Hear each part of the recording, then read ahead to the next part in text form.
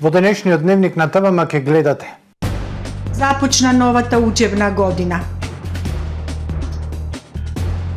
Мерките за штедење се најмал проблем. Најгорлив проблем се сметките за струја во јавните предпријатија.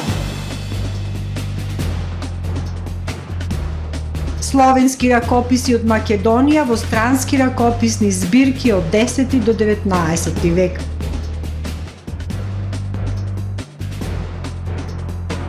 Негативен природен прираст во Охрид во второто тромесечие од годинава. Мал број инспектори, мал број инспекцијски надзори. Директорот на Државниот инспекторат за животна средина бара нови вработувања. Ги погледнавме кратките најави, со дневникот започнуваме по временската прогноза. Останете со нас.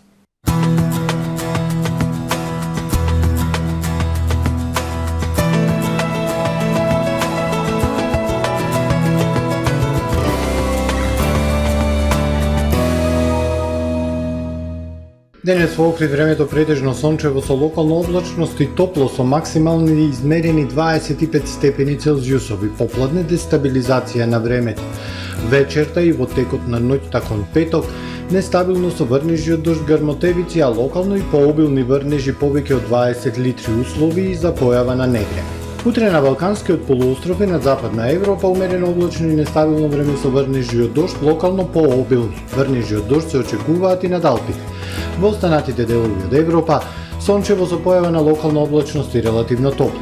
На Балканскиот полуостров во петок умерено облачно и нестабилно со врнежи од дожд, локално пообилни, ветровито свежо со пад на температурите. Во северните делови на полуостровот сончево со локална облачност, максималните дневни температури од 17 до 27 степени Целзиусови.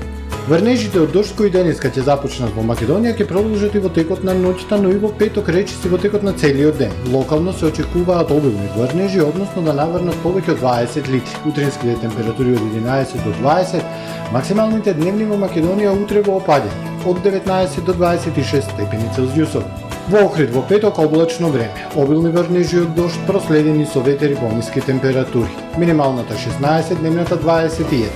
Во Охрид во следните денови времето претежно сончево со локална облачност. Утринските температури 14, односно 12, дневната 23, односно 24 степени Целзиусови.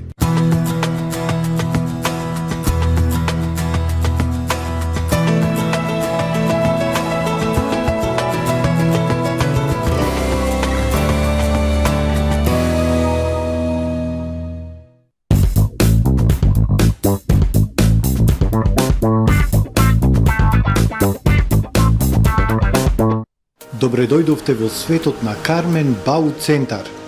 Во беспрекорно уреден продажен простор, купувањето во еден Бау Центар никогаш не било попријатно.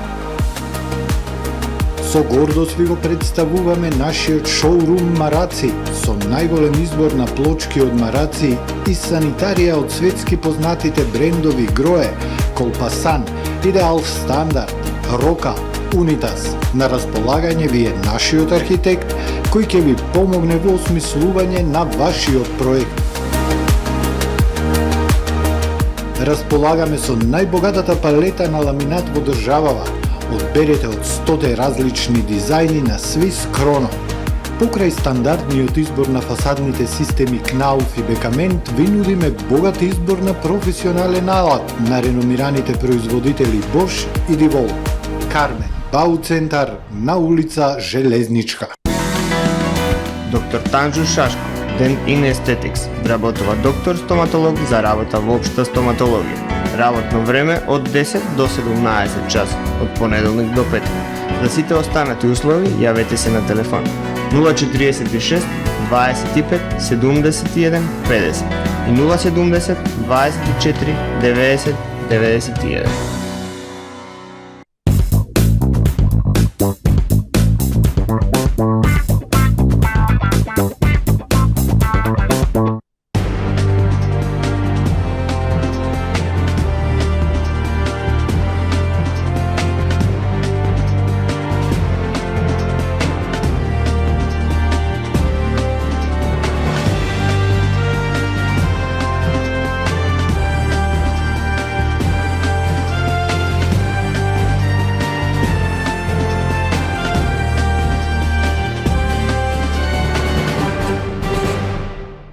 Добар ден, прво издание на Дневникот на ТВМ телевизија. Детскиот джагор ги исполни училишните дворови. Со пригодни свечености беше одбележан стартот на новата учебна година во основните училишта во Охрид. Градоначалникот Кирил Пецаков годинава ги посети првооделенците во Григор Прличев и Ванчо Николиски и им посака успех, здравје и многу петки.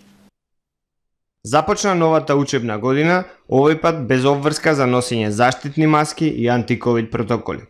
Градоначалникот Кирил Пецаков годинава ги посети училиштата Григор Прличев и Ванчо Николиски во Лесковец.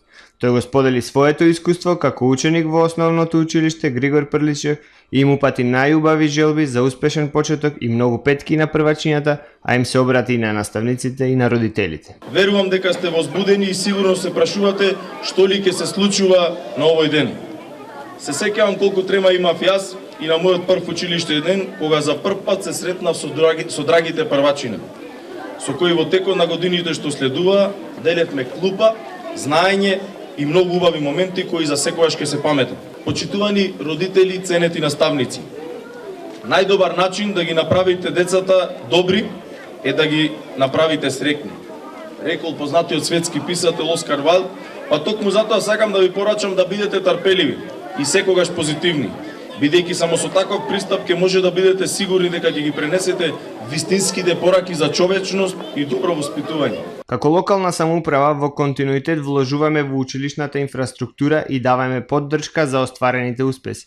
А оваа година, на моје задоволство, за прв пат преку проектот Нашите првачиња обезбедена е скромна помош за сите првачиња, истакна Пецаков. Григор Прличев како училиште со долга традиција денес пречекува нова генерација првачиња, а ние како тим ќе направиме се тие да се чувствуваат среќно, задоволно и безбедно кај нас, ветува Лилијана Евтимовска, директорка на училиштето. Во нашето училиште ќе се стекнете со две од најголемите вредности во животот. Тоа се знаењето и другарувањето. Знаењето ќе ви го дадат вашите наставници, тие се тука за вас и секој од нив од срце ќе ви помогне да ги совладате вашите училишни задачи и да ги надминете сите препреки. По повод првиот училишен ден, градоначалникот беше гостин и на пригодната свеченост која ја подготвија учениците и наставниците на основното училиште Ванчо Николиски во село Лесковец, каде што исто така ги поздрави присутните. Мерките за штедење струја ќе се спроведуваат, но општините се исправени пред сериозен проблем, вели охридскиот градоначалник. Јавните предпријатија како водовод не може да ги платат енормните износи на доспеани сметки за струја. Преку ЗЕЛС бараат помош од владата за излез од финансиските потешкоти кои ги наметна енергетската криза. Финансиски колапс им се заканува на јавните предпријатија. Од денес стапуваат на сила владините мерки за штедење на електрична енергија, а јавните предпријатија се во хаотична финансиска состојба. Сметките за потрошена електрична енергија пораснале дури за 5 пати, споредено со износите од минатата година. Се чувствуваат негативните ефекти од енергетската криза која започна од декември минатата година. Владиниот план за штедење ќе се спроведува, но општините се исправени пред сериозен проблем, кажа охридскиот градоначалник Кирил Пецаков. Локалните самоуправи, генерално посебно јавните предпријатија, состојбата во која што е повеќе од хаос и дури едно предпријатие како што е водовод нема воопшто светла иднина вака како што изгледаат работите. Последната сметка за струја во водовод е 14 милиони денари.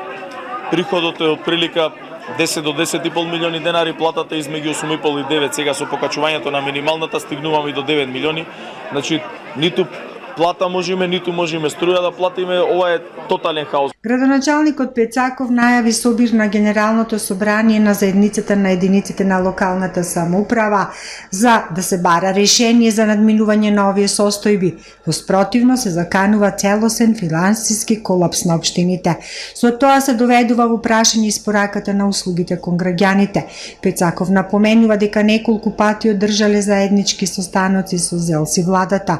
Барале решение како јавните предпријатија кои се занимаваат со снабдување на вода за пиење да бидат на регулиран пазар за да се издржат притисоците. Та владата не е да кажам спремна за таков подвиг, односно буџетски нема како да ги обезбеди тие средства со регулираниот пазар и ќе продолжиме да имаме проблеми, така да најмал проблем се мерките, поентата ми е најмал проблем се мерките за штедење кои што не само државата, туку очигледно и секое семејство и локалните самоуправи ќе мора да се погрижат посебно за зимата која што следи.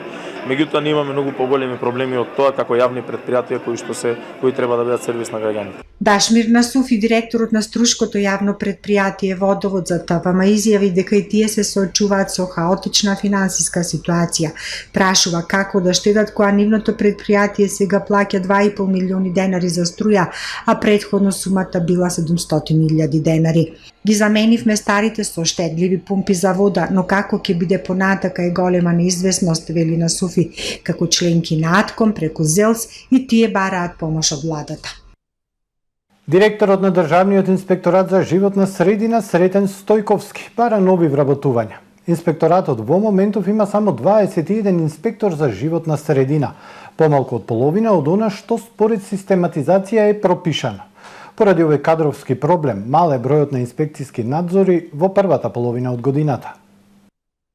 Мал број инспектори, мал број инспекциски надзори за животна средина. Само 21 инспектори има Државниот инспекторат за животна средина, иако според систематизација треба да има 53 вработени. Тоа е една од причините што во првите 6 месеци од годината редовните инспекциски надзори се намалени за 47 во однос на претходниот 6-месечен период, информира Сретен Стојковски, директорот на Државниот инспекторат за животна средина. До крајот на годината, инспекторатот треба да вработи тројца нови инспектори, двајца водостопански и еден за природа, веќе одобрени со годишниот план за вработување преку Министерството за финансии. Сепак тоа нема многу да ја поправи сликата во институцијата, бидејќи годинава инспекторатот претрпел кадровски загуби. Во пензија во овој период се замина еден административец, двајца инспектори исто така замина, едниот доби отказ, едниот инспектор се замина во странство. 5 инспектори согласно годините на стаж за 2 до 4 години се пред пензионирање. Во моментот се 24 вработени, односно 21 инспектор и 3 администрација. Предвидени се 53 вработувања согласно систематизација, значи пополнетоста на работните места во овој период се намалува и таа е некаде 45%. Институцијата ќе бара 4 нови вработувања за инспектори за животна средина и за иднина, а Стојковски вели дека годишниот план е веќе готов и ќе го испратат до Министерството за финансии на одобрување. Посочува дека и покрај сериозниот недостаток на кадар се трудат посетите на терен редовно да бидат извршени. Во овој период се поднесени 15 спогодби, 8 платни налози, 12 прекршочни и една кривична постапка против непознат сторител за опожарување на трската во Струшко. Во овој 6-месечен извештај во буџетот на Министерството за финансии се легнати над 170.000 евра од спогодби, судски пресуди и плаќање на надоместоци. Во наредните месеци во буџетот ќе легнат и уште 90.000 евра од спогодба која што е подпишана со рудникот Булмак. Првиот човек на инспекторатот вели дека ќе бараат и средства за 2 теренски возила, бидејќи немаат ниту едно. Заради тоа, контролите во непристапните терени мора да ги најават на компаниите за да им обезбедат возило, па инспекцијата и не ја исполнува целта. Инспекторатот нема ниту своји простории, откако старите изгореа заедно со архивата и огромен број предмети. Книгата на академик Ѓорѓи Попатанасов, сведок на највредните македонски ракописи кои се оттуѓени и денес се чуваат во странство. Атанасов во текот на 30 годишната научно-истражувачка дејност успеа да направи опис на 814 ракописи, кои потекнуваат од земјава, а ги однеле странски колекционери. Во двата тома на книгата Словенски ракописи од Македонија во странски ракописни збирки од 10 до 19 век, детално е опишано вредното ракописно наследство кое денес се чува во Русија, Бугарија, Србија, Хрватска и во други земји. Македонското книжевно наследство создадено во земјава, кое е разграбано од црковните библиотеки и денес се чува во туги земји, објавено во 2 тома на книгата Словенски ракописи од Македонија во странски ракописни збирки од 10 до 19 век на академик Ѓорги Попатанасов. Тој во текот на 30 годишната научно-истражувачка дејност успеа да направи опис на 814 ракописи кои потекнуваат од земјава, а ги однеле странски колекционери. Најголемиот дел од нив денес се чуваат во архивите и музеите на Русија, Бугарија, Србија, Хрватска и други земји. Меѓу нив се највредните и најзначајните словенски ракописи. Богатото ракописно наследство кое низ вековите е уништено и оттугено сведочи за македонската писмена традиција. Ова е представување на македонското книжевно наследство, кое што настанало на тлото на Македонија и кое што во минатото се чувало во македонски црковни библиотеки, манастирски библиотеки, кои што сега се надвор од Македонија. Значи, ова македонско книжевно наследство е поврзано со Кирло-Методиевската традиција, поврзано е со Охридската книжевна школа, со црквата на Свети Климент, Свети Климентовата црква, со дејноста на светите Климент и Наум. А исто така е поврзана и со времето на царот Самуил и неговото царство, затоа што скоро сите стари македонски глаголички ракописи се настанати во времето на царот Самуил. Христијанизацијата и писменоста потекнува од Охридската книжевна школа. И Русија е христијанизирана од царот Самуил, тврди Попатанасов. Најстарите книги таму се пишувани врз основа на антиграфи од Охридската книжевна школа испратени од царот Самуил. Писменоста ја примиле од Охрид, од Охридската книжевна школа, од Охридската црква, и тој му испратил епископи, му испратил свештенство, монаси, и дури и книжевници кои ги учеле таму како да прават црковни книги. Треба да си има тоа цела уметност, треба да правиш таму кватерниони, па треба да ги редиш, па треба да ги подврзуваш, сето тоа е уметност. Испратили псалти, па ги учеле како црковните песни се пеат, како богослужението словенско да го реализираат. Голем број странски колекционери во 19 век ги разграбале вредните македонски ракописи од црквите и манастирите. Пораката на научната фела за трајна заштита на ракописното наследство од заборав е дигитализација на манастирските библиотечни фондови во земјава. Негативен природен прираст во Македонија во второто 3 месечи од 2022 година, во споредба со истиот период лани, соопшти Државниот завод за статистика. Слична е состојбата и во югозападниот регион на државава. Единствено општина Струга бележи позитивен природен прираст во вториот квартал од годинава. Државниот завод за статистика ги објави податоците за бројот на живородени деца во второто тримесечие од 2022 година. Според овој извештај, бројката на новороденчиња во споредба со истиот период од претходната година е намален за 6,5% и изнесува 4379. Во Охрид во второто тримесечие од 2022 година се родиле 96 бебиња, починале 151 лице, со што се бележи негативен природен прираст од 55 лица. Во соседна Струга, новородени се 146, а починале 100 лица. Таму се забележува позитивен природен прираст од 46 лица. Во однос на склучени бракови во овој период во Охрид, нивната бројка е 95 и во истиот период имало 31 развод. Во Струга склучени се 78 бракови, а се развеле 18 парови. Од Дебрца во второто тримесечие од годинава се родени 2 бебиња, починати се 21 лице, со што природниот прираст е минус 19. Склучени се 4 бракови, додека разводи нема. Во Вевчани во вториот квартал природниот прираст стагнира, при што родени се 4 бебиња, а починале 4 лица. Склучени се 5 бракови, а разводи во Вевчани во наведениот период нема. Во југозападниот регион, првото и второто тримесечие од 2022 година бележи негативен природен прираст, но споредбено вториот квартал е поповолен, затоа што збирно во општините Охрид, Струга, Дебрца и Вевчани се родиле 47 повеќе бебиња, а починале 220 лица помалку во однос на првиот квартал од 2022 година. Агенцијата за промоција и поддршка на туризмот на заеднички штанд со националните туристички агенции од Албанија и Србија на сајмот за вино, храна и туризам Винска визија на отворен Балкан во Белград. Првиот меѓународен саем за вино, храна и туризам, Винска визија на отворен Балкан, започнува денес во Белград и ќе трае до 4 септември. Саемот е под покровителство на владите на Македонија, Србија и Албанија како дел од иницијативата Отворен Балкан. Македонија ќе биде представена преку 42 винарии и 3 дестилерии, како и десетина производители на храна со понуда за дегустација на автентичната македонска кујна. Предвидено е со своја презентација да земат учество занаетчии кои изработуваат традиционален македонски филигран. Фамилијата занаетчии Шикалески од Охрид ќе бидат присутни на македонскиот штанд, кои ќе ја збогатат програмата со рачна изработка на сребрен филигрански накид.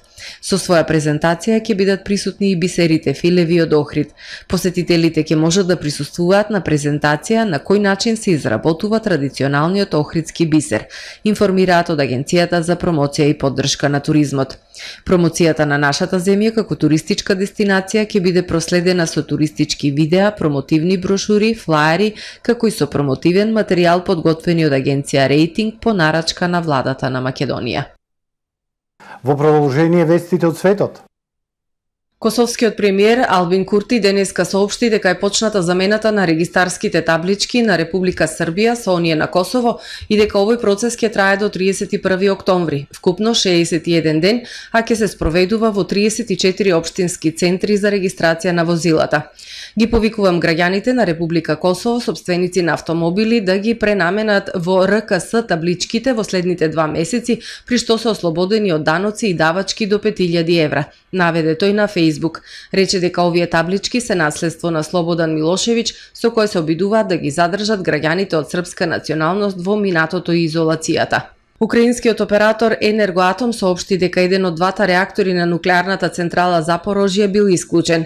Поради нов напад на руските сили врз нуклеарната централа, активиран е систем за итна заштита и исклучен е еден реактор, соопштија од операторот. Останатиот реактор продолжува со работа и понатаму. Почина Равил Маганов на 67 годишна возраст, шеф на вториот по големина руски производител на нафта Лукойл, пренесуваат агенциите. Маганов починал вчера откако наводно паднал од прозор на болница во Москва, изјавил извор за Reuters. За смртта на Маганов објавија и некои руски медиуми. Од Лукойл немало коментар за случајот. Телото е пронајдено во близина на Централната клиничка болница. Во соопштението за печатот на рускиот производител на нафта, објавено во март на официјалната веб страница на Лукойл, тие имале напишано дека се загрижени за трагичните настани во Украина и ги поддржуваат преговорите за прекин на конфликтот. Маганов работел во Лукойл од 1993 година, а директор станал во 2020. Неговиот брат Наил Маганов е начело на рускиот производител на нафта Татнефт. Кина стави во карантин град со 21 милион жители поради коронавирусот. На сите жители на Ченгду, главниот град на југозападната кинеска провинција Сечуан, им е наредено да не ги напуштаат своите домови од 18 часот, освен задолжителното тестирање за COVID-19. Според строгите епидемиолошки мерки на властите во градот со над 15 милиони жители, домакинствата можат да испратат едно лице со негативен тест во текот на денот да купи намирници, а жителите со итни барања како одење на лекар се предмет на одобрување на Комисијата на куќниот совет. Сите бизниси се затворени, освен супермаркетите, аптеките и болниците, пренесува медиумот. Новите мерки го одразуваат инсистирањето на Кина на така наречената политика на нулта толеранција кон коронавирусот, кој има за цел да ја потисне секоја појава во рана фаза. Ченгду пријави 156 случаи на COVID-19 денес, со што вкупниот број на случаи се искачи на повеќе од 700 во изминатава недела. Ова е се во првиот дневник на ТВМ. Ви благодарам за довербата. Пријатно.